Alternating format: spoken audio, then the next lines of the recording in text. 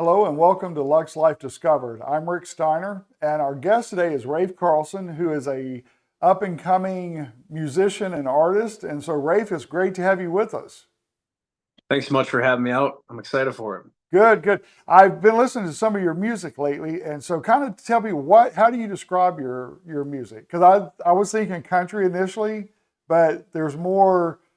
It's not just country, right? Yeah, and a lot of people, the first stuff I started putting out in Nashville, I hadn't really found my artistry yet, and I hadn't found my sound yet. So it sounded a lot like the stuff on the radio, which is good. And that was a good way to kind of get my feet wet, I guess. But we're kind of calling it Great Lakes country. And Okay. it's like Southern rock, but current and mainstream and kind of radio. And we just trying to, we found a gap, I think, that's not really been fit by anyone in the past, 10, 20 years. There's a lot of guys and gals doing the more folky, indie, raw thing, like kind of in the Zach Bryan camp. And then there's Right. the real radio, pop country stuff. And so we're really going for that kind of Skynyrd, ZZ Top, CCR, meets modern country kind of sound.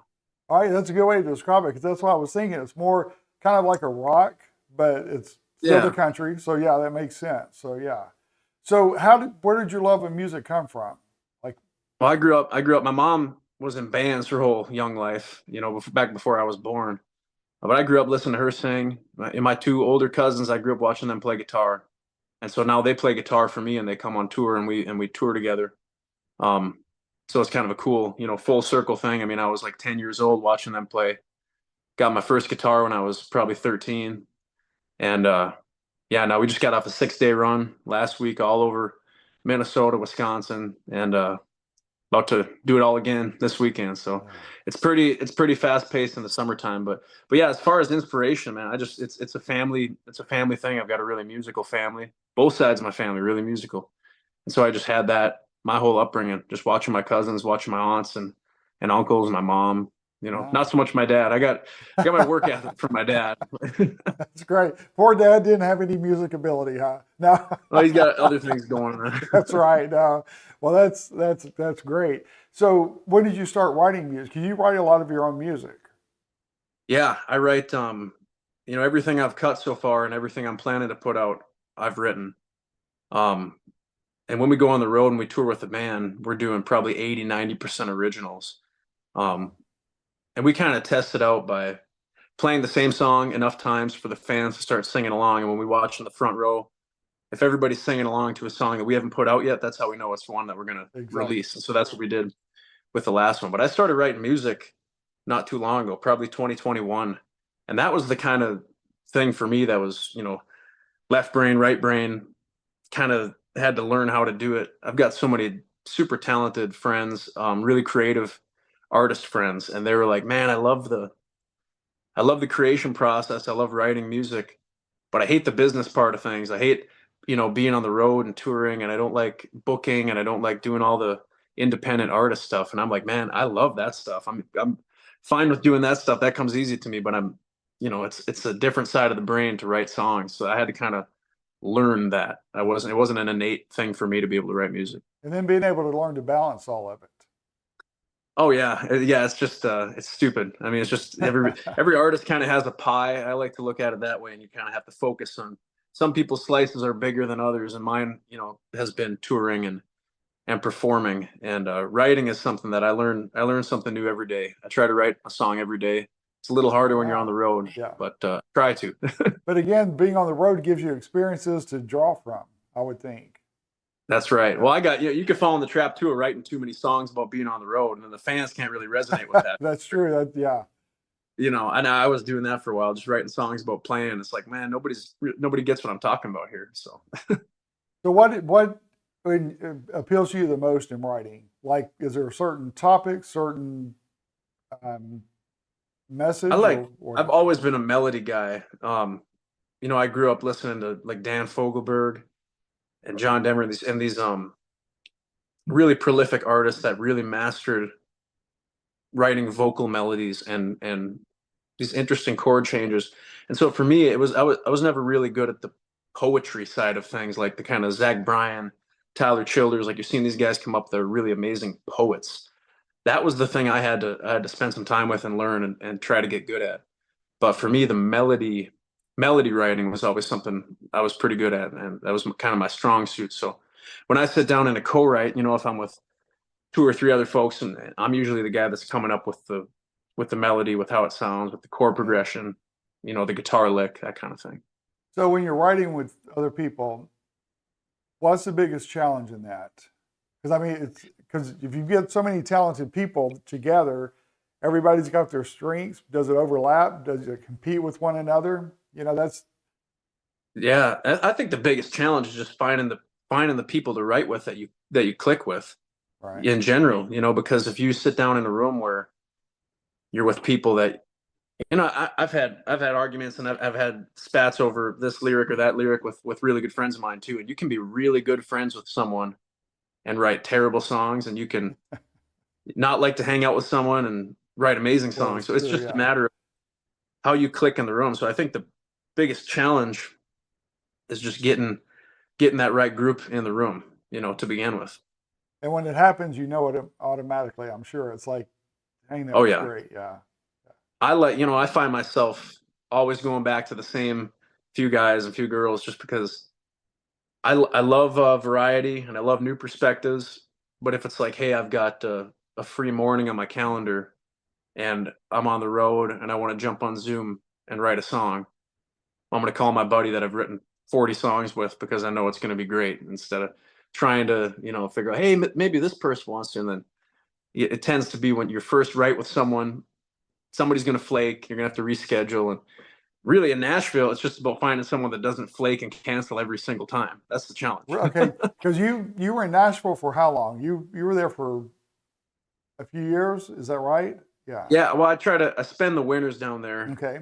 Yeah. and I write and record, and then I'd get out as soon as it starts getting too hot, and I try to get on the road and tour.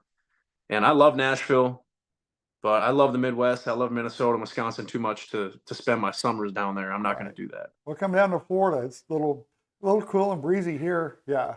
Yeah, it's not too No. bad. Huh? Florida's Yeah. great. I haven't been down there a couple of years. I used to go down there every year to the Gulf side, Treasure Island, St. Petersburg. Okay. Yeah. Well, we record in Santa Rosa, just west of Rosemary Beach and Alice Beach Cool. in that area. So yeah. But in Nashville, you're talking about the writers flaking. So because I guess that's also a big thing too, with so many writers in Nashville. Because I mean, everybody goes to Nashville to be a songwriter or an artist, but finding the ones that are serious. So you have that issue too in that area. Yeah, I mean, I came from a sales background and a business background, and so when I there's so many really talented artists in Nashville. What I found is the tricky thing is to find people that can keep an appointment. Yeah, I came from a background where you're not late, you keep your appointments, you don't flake, sure. and the artsy the artsy people tend to have trouble with that. And so I've really done my best work with the people that are also kind of like-minded in that sense, in a business sense. Right. Yeah, they're the creative people tend to work on their own time frame, and their time is also different than normal time sometimes. Yeah. I mean, I Well, I've been there too, and I think there's kind of an ebb and flow to I've been in really creative modes, and then I've been in modes where I just want to be on the road and touring and performing, and I can't write a song to save my life. And I think it's kind of like a pendulum. You can't be everything at once, and you kind of right. have to spend a good chunk of time in one mode and a good chunk of time in the next mode when you can. So how many songs have you written, would you say? Oh man, probably close to 200, but only a few good ones. Only a few really good ones. And Well, I'm that's the type of guy, my older cousins, when I first started learning about songwriting, they're like, you got to fill 5 notebooks full of songs, and you got to write hundreds of songs before we start writing good ones. And I'm like, I got to perfect it and I got to finish it and make it a good one. So I tend to write less songs, but I just really dial it in until it's something I'm happy with. right. So you're a perfectionist then. Yeah, I guess you could say that. Yeah, Yeah, with some things for sure. right.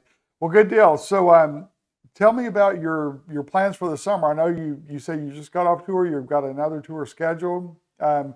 Who do you open for? Like who all were you working with this summer? Because you've been with Yeah. some big So names.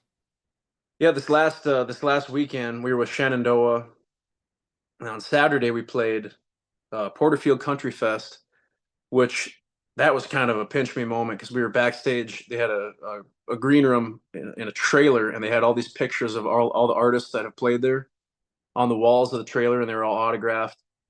And I spent probably 5-10 minutes trying to think of some country artist that wasn't on that wall, and I couldn't. It was Oh, really? everybody. I mean, they've been going on for 45, 50 years at festivals. So that was a cool one. That was probably the biggest permanent like wood stage that I've ever played. It looked like Woodstock '69. I mean, it was just this massive wooden stage with it with the festival logo at the top. It was just pretty cool. But yeah, we got some dates coming up with Brantley Gilbert, Dustin Lynch, Confederate Railroad, Rodney Atkins, Lanco, um, Justin Moore, Joe Nichols. We got a lot between now and September. Wow, that's exciting. And is it all in the Midwest or all over the It's country? all in the Midwest, and Okay. I prefer it that way for now. I got friends that try to do the national tour thing, and I'm like, man, I'd rather play for a couple hundred of my fans in Minnesota, and Wisconsin, and Iowa, and Michigan than play in a dive bar in Louisiana for 5 people. It's just Right. at a certain point it makes sense. I'm at a point where I'm growing a grassroots following, and we like playing for fans. So we don't really get outside the 5 state region a whole lot. But next year we're looking at something a little more national and just gradually growing that way. Right. Well, good, good. So how did your band come together? You said your cousins are in your two of your cousins are in your band. So how did your Yeah, band? I called my cousin, my lead guitar player is my cousin Steven. Um, and my rhythm guitar player is my cousin Dave. And I grew up watching them play in a rock band when I was probably, 9, 10, 11 years old up where I live in Duluth, Minnesota. And it was getting to that point. I played so many solo shows and so many bars and fairs and that kind of thing. And I had this sound where I had to use a stomp box, which I don't know if you've seen one of those. It's just like a little wooden wedge and you hit it and it Right. makes a kick drum sound. And so I'm hitting this thing with my foot. I'm playing guitar really rhythmically and playing little fills in between chords. And I'm singing, and I'm kind of almost like trying to sing the backup vocal parts in songs and just doing so much. And my producer in Nashville was like, "Man, you got to get a band. I mean, you're trying to make a sound that is hard to do with just as a solo act, you know." And so I called my cousins and I was like, "You guys want to do this thing? I've got a good enough following now where we could make it, pretty big." And we found this amazing drummer. I went to one of their shows in downtown Duluth, and him with his old band, and he played loud and hard. And I said, "You're going to fit right in." So we grabbed him, and we grabbed a bass player, and we started playing. Got really tight, and the shows started coming in, and the big festivals, and we just basically come to town to kick butt every time and play loud. And I think, my philosophy on that is it's a lot of it's in the presentation, in my opinion, because you have all these bands nowadays. They play, they play to a click. They've got their in-ears. They've got their little amp that's mic'd and it's all run into the mixer, and it's a very consistent sound. And these bands that are playing 200 shows a year all over the country, they have to have that consistency, and I totally understand that. But at the level that we're at, it's more about building a brand, and we're kind of we're I just our energy and our brand as a band is just the band that comes into town to kick butt. We play loud. We don't ask questions. We just make it happen, and we try not to cause any hearing damage, but we try to be right on that line. And so I think that's kind of the thing that's missing nowadays. People are like afraid to like, "Ooh, I kind of like this, but this isn't what I'm supposed to like. Right. This is This. loud rock and roll." It's like when Elvis came on the scene, all the girls were like, "Ooh, is this bad? I like this guy." So we Right. come to Am town, I wrong to like you know, this? Yeah. nobody's doing like the really rocking, in your face kind of thing. I think that I think the raw folky indie thing is really cool. But it leaves this gap where Skynyrd used to be. It leaves this gap where where ZZ Top or AC/DC or Hank Jr. or Right. David Allan Coe, nobody's doing that thing anymore. So we're trying to fit that thing. So we play loud, and we have a whole lot of fun. It's a lot of fun. Oh yeah, from your videos I watched, and I could tell where your one cousin with the long hair, how he used to be in a Yeah. rock band. That makes sense. So yeah, Oh because yeah. he jams pretty seriously. So yeah. Well, and I have to have I have a video and audio crew that comes out with us, and we have to have them grab their audio from the other side of the stage as him, because he's got a Fender 69 Super Reverb that's louder than the whole speaker system at most of the festivals. So yeah, if we grabbed audio from the front of the stage, it would just be, you couldn't even hear my vocal. It would just be Wow. electric guitar. So what's But it's your fun though. We have a lot of fun. well? It shows, and your passion is obvious. I mean, in your videos and stuff. So your song "Big City Lights." Tell me Yeah. about how that evolved and what the response has been to that. Yeah, that came together.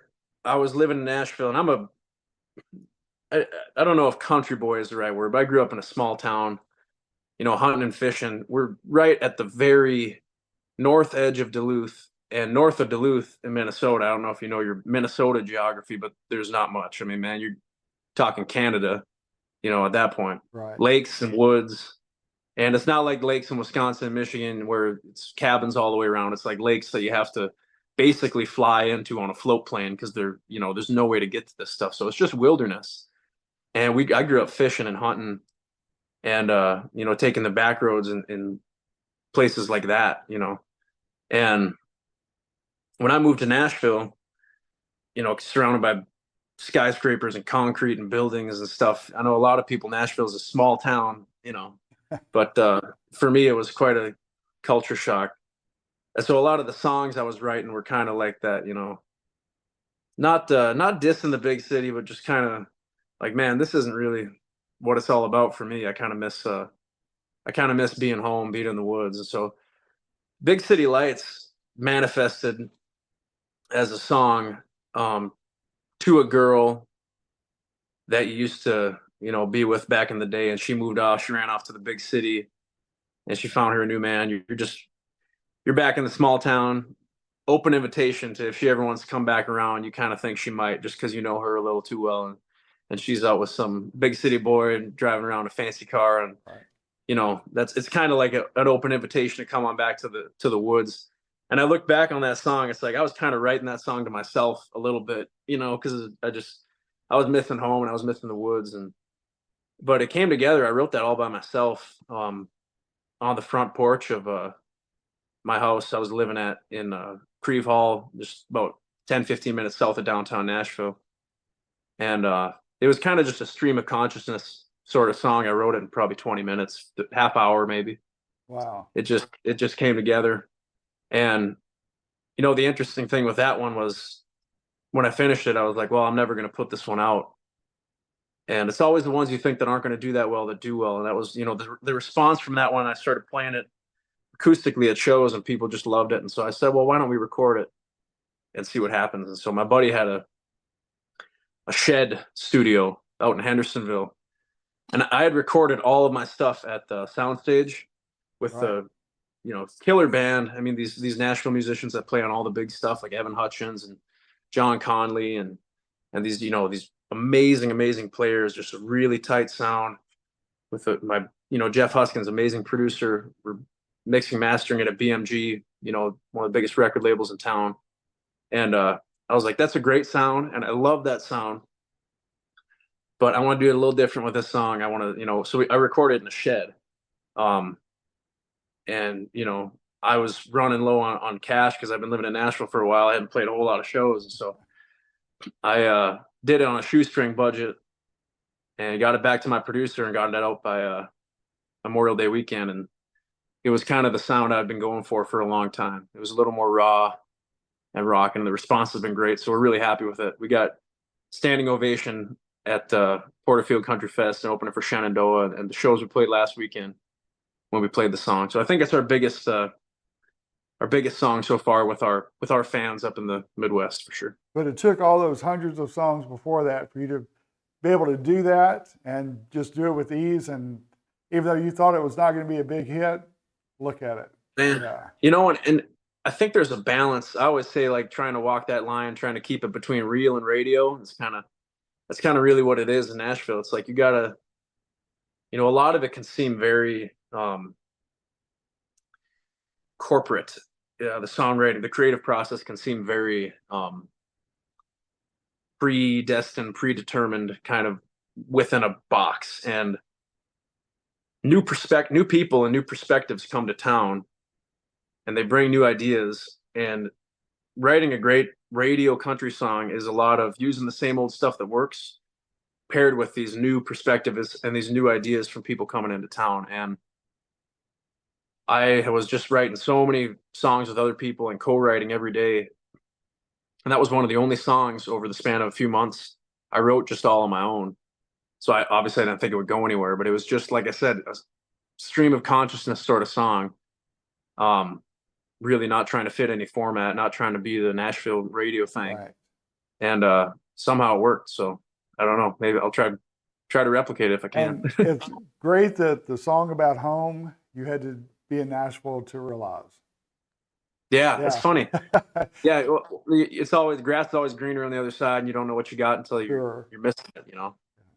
Well, Nashville, of course, you're young, but for me, I mean, it's changed so much over the years and still growing Oh yeah. constantly. It's like, I'm sure you don't miss the traffic when you're at home Oh, because it's terrible. getting around in It's even Nashville. exploded since I started going down there. It's Yeah, gotten busier. yeah. There's new skyscrapers and buildings going up every time I go Oh, to yeah. town. I drove through there coming down here last week, and it's amazing how many cranes you see because that's more of the skyline in Nashville is all the cranes with the big Yeah. buildings going up. So, but Yeah. yeah. So what if something could develop in the next 6 months for you?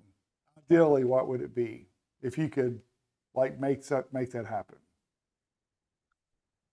That's a good question, and I think I focused so much on songwriting the past couple of years. Um, I'd like some kind of system where I could consistently write music on the road and not have to worry about trying to set up these co-writes while I'm also touring. Right. And so maybe that manifests as some kind of publishing deal or something in Nashville. I've got some great relationships downtown and on Music Row with people I trust. Yeah. And I think something's going to happen pretty soon. But it would have to fit kind of, an artist development plan too. And I want to wind up with a company and with people that believe in my artistry so that they'll be more flexible with my scheduling. But yeah, just trying to get these co-writes and trying to sharpen the saw and keep fresh songwriting wise while you're also touring and on the road is trickier than it might sound. But just next 6 months probably finding a way to streamline the process of scheduling and having things set up so I can just jump on co-writes and not have to spend the extra time worrying about booking and planning and scheduling all this stuff while I'm touring. Well, that's a big balance because the time involved in writing, it can take away from your focus on performing. You know what I'm saying? So it's really good that you can balance that part of it because I don't think everybody can. They're good at writing or good at performing, but not both.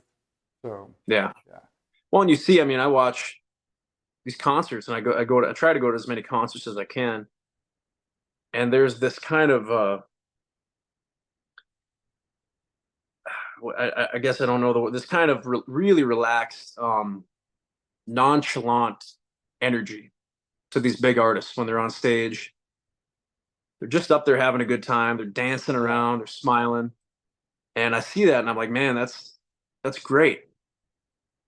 I've got to worry about, if my merch guy is, not half drunk over there and he's actually doing his job. I got to worry about if my appointment after this didn't cancel. I got to when you're doing everything, you lose a little bit of that artistry. You become less relatable because you're just working so hard. I have a tough time talking to people because they'll be in conversation with me and they can tell my mind's in 100 different places. And so to alleviate some of that, to build some systems around yourself, to have a team around yourself so you can be more of an artist and you can be more present with your fans and present on stage. I hope that's the next step for me because I've already got a lot of gray hairs on both sides and they're coming in on the top here. And man, I love it and I love being totally locked in all the time. but I'm probably not as good of a conversationalist as I was a couple years ago because I'm You just had too much going on. going. And it's hard to release some of that because you, being a perfectionist, because you can tell that you are, it's hard to let part of that go because you expect people to be as passionate and perfectionist as you are, and that's not always the case. And they're not going to do it as good as you would do it. Yeah, and part of that's probably just me being a control freak, and which is, Well, that's hey, we're all personal. there at some point. Yeah. But no, it's about finding people you trust that you can outsource things to, and I've got a good little team around me of people that I take on the road, and we do pretty well. But yeah, just finding things where I haven't allocated a whole lot of my time and energy to, like social media and these things. Every seems like every meeting I have, oh, we love your shows, we love your music, we love your stage presence, we love your touring, we love your who you've opened for, we love your every this and that and the other thing. You just don't have the numbers, you just don't have the metrics. So if I could have a team doing that, I mean, I have so many friends that get a record deal. They just write songs in their bedroom and make beats on their computer, and they've never even played a show, and Right. boom, they get signed. It's like we're in the Don't, digital age, and yeah. I'm having trouble keeping up with it. But that's something I would outsource Yeah. like that. If I just have social media people, I'm trying to do it on my own, but that's Right. no And fun, man. don't worry about the numbers per se, because the right music is going to get your interest. And we could go on forever on my view on that, but I'll keep that to myself. But yeah, Yeah, I I deal try to with keep it. to myself too. Good. I try not to complain too much, Yeah. but it's just the way No, it is. we'll talk more about that another time. But yeah. So man, thank you so much for being with us today. This has been a fast 30 minutes for sure. But tell people how to reach out to you and where they can find more about your touring schedule. Yeah, Instagram's probably the best right now. We're posting, I post on there every hour or so, just updates. I'll throw this up on there. So yeah, Instagram, Facebook, Spotify, Apple Music, TikTok. We're out there everywhere. Music's out on everything. And rafecarlson.com/tour is the most up-to-date spot for tour dates. But we post those on Instagram and everything too. Okay, great. Yeah, you put some good stories on your Instagram as well. So that's good. I try to keep it real. I try not to do the, hi everybody, I'm going to we're hop playing a on show for a tonight. moment. Yeah. I try to just, yeah, be kind of goofy and real. I think that's something people are missing these days. So I try to give them a little bit of that. That's true. Well, Rafe, thank you so much for being with me today. I appreciate it. It's been great talking to you. I've been looking forward to this. So yeah, It's been a lot of fun, Rick. Thank you for having me on. I hope we can meet up sometime or do something again in the near future. All right, that sounds great. Well, that wraps up our episode of Luxe Life Discovered. Thanks for joining us today, and we will see you next time on Luxe Life Discovered.